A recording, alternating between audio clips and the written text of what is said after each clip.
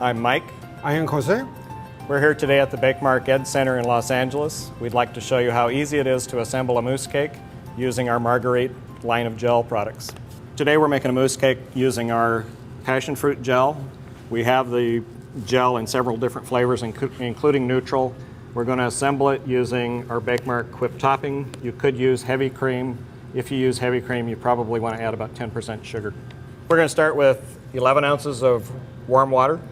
Warm water is important so the pectin in the gel doesn't set too quickly. We've pre-scaled 7 ounces of our mousse powder, 11 ounces of water, and we're going to add the whipping cream in 2 stages. I'm going to try the whisk. Very nice.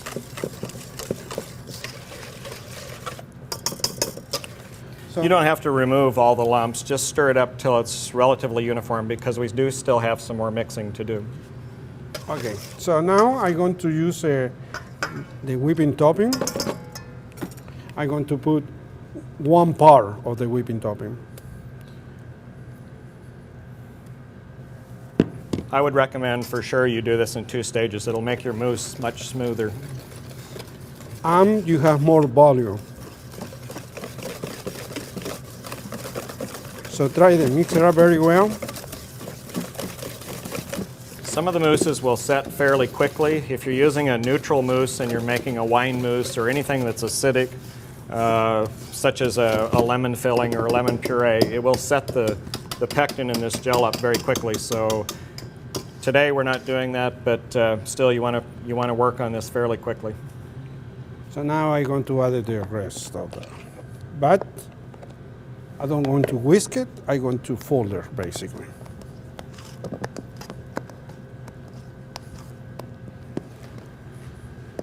So after I fold it very well, I'm going to have my pastry bag and I'm going to fill it in. If you want, you can add a little bit of the yellow color to make it a little more bright. But I would like doing straight up. The passion fruit has a pretty sharp flavor, but with any of the mousse gels, you can add your own additional fruit purees, fruit fillings. You can add up to 100% by weight of your mousse mixture with those fillings or purees, and it'll still set. We're ready to assemble the mousse cake now. We want to use a mousse ring. We've cut a sponge layer.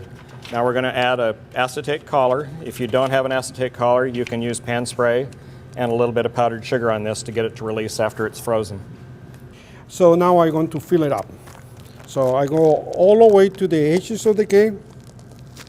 If you're doing a European style mousse cake, you want to make sure that your sponge layer is about 1 inch smaller in diameter than your mousse ring that you're using. Yes.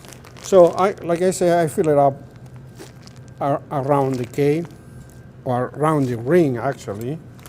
And I'm going to try to make sure all my mousse is going to all the way, so that way I don't have any spaces between.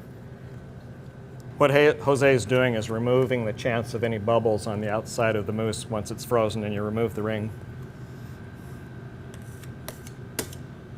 So now we're going to add a little bit more. And now we're going to put the second layer. So I'm going to push down the second layer, okay, and fill it out all the way to the top.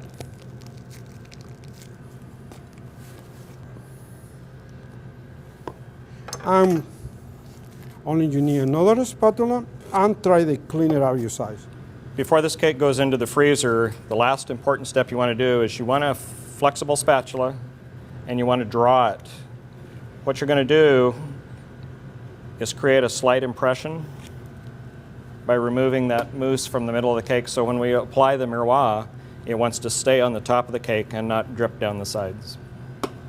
So now we can pull it out the ring, and you have ensemble the cake basically. In our next segment, we're going to show you several different ways to finish your mousse cakes. For more information on products and recipes, visit us at yourbakemark.com.